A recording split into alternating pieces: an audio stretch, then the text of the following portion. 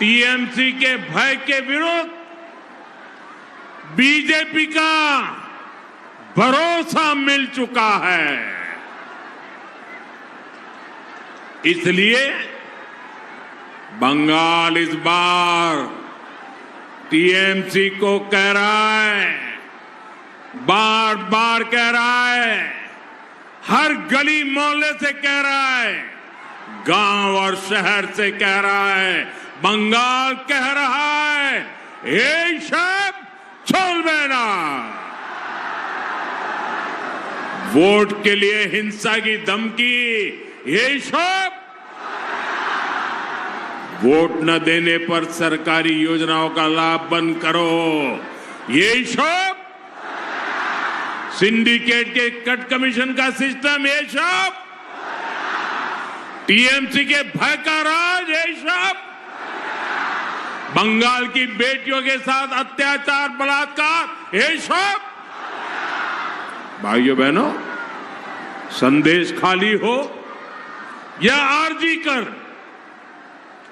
निर्मम सरकार किस तरह बलात्कारियों को बचाने के लिए खड़ी थी, ये बंगाल भूला नहीं है। इसलिए बंगाल की जनता ने तय किया है, अब भय का अंत होगा, अब भय का अंत होगा, विश्वास का उदय होगा। अब तय है बंगाल की महाविजय, अब तय है बंगाल की महाविजय। भयर अंतो विश्वासेर उदय, এই বার নিশ্চিত বাংলার महाविजय। साथियों, हमारा बंगाल का सामर्थ्य हमेशा 10 कदम आगे चलने वाला रहा है, लेकिन टीएमसी के 15 वर्षों ने राज्य को कई दशक पीछे धकेल दिया है। आज देश के ज्यादातर राज्य तेज गति से विकास कर रहे हैं। हर राज्य अपनी जीडीपी को, अपनी अर्थव्यवस्था को बढ़ाने में लगा है, लेकिन देश की जीडीपी में बंगाल की हिस्सेदारी तेजी से गिर रही है। बंगाल के ऊपर 8 लाख करोड़ से ज्यादा का कर्ज हो गया है। भाइयों बहनों, आज भाजपा सरकार में देश गरीबी के खिलाफ लड़ रहा है।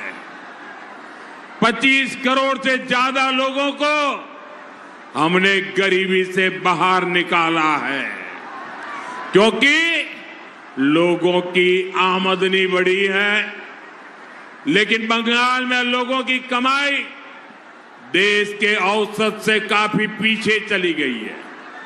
साथियों, ये हालात इसलिए हैं क्योंकि बंगाल में नए उद्योग नहीं आ रहे हैं। टीएमसी का कट कमीशन, करप्शन और सिंडिकेट, इसके कारण हजारों कंपनियां बंगाल छोड़कर चली गई है। लाखों नौकरियां यहां खत्म हो गई है। युवाओं को अपना घर छोड़कर दूसरे राज्यों में जाना पड़ रहा है। साथियों, बंगाल का युवा रोजगार की तलाश में उधर उधर भटकता है और टीएमसी नेताओं के ठिकानों से करोड़ों रुपए बरामद होते हैं। आप एसएससी भर्ती घोटाले को याद करिए। बंगाल के लाखों युवाओं को इस निर्मम सरकार ने ठगा और जब जांच हुई तो बंगाल के शिक्षा मंत्री के करीबी के घर से करोड़ों रुपए कैश बरामद हुए। 2023 में स्कूल रिक्रूटमेंट घोटाले में सीबीआई ने रेड डाली थी, उसमें भी टीएमसी के एक विधायक के घर से लाखों रुपए कैश मिला था। पौजी स्कीम के भ्रष्टाचार में भी टीएमसी नेता के यहां से लाखों रुपए बरामद हुए। भाइयों बहनों, बंगाल में बीजेपी सरकार आएगी, बंगाल में बीजेपी सरकार आएगी और ये कट, कमीशन, करप्शन, इन सब पर ताले लगने वाले। बंगाल में रोजगार के अनेक अवसर पैदा होंगे और हमने अपने घोषणा पत्र में स्पष्ट कर दिया है, सरकार बनने के 45 दिनों के भीतर, याद रखो 45 दिनों के अंदर सरकारी कर्मचारियों को 7वें वेतन आयोग का लाभ भी मिलेगा। केंद्र सरकार ने 8वें वेतन आयोग का भी गठन किया है। बीजेपी सरकार में जब वो 8वें कमीशन की रिपोर्ट आएगी तो बीजेपी सरकार में बंगाल के कर्मचारी इसके लाभ से भी वंचित नहीं रहेंगे।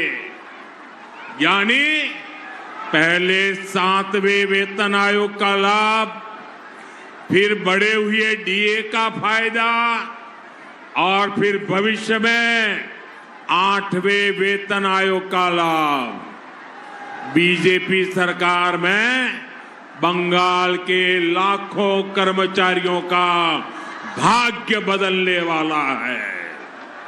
साथियों, बंगाल का विकास बीजेपी का कमिटमेंट भी है और बीजेपी की आस्था का सवाल भी है। आधुनिक इंफ्रास्ट्रक्चर से लेकर गरीब कल्याण तक केंद्र सरकार बंगाल को आगे बढ़ाने के लिए प्रयास कर रही है।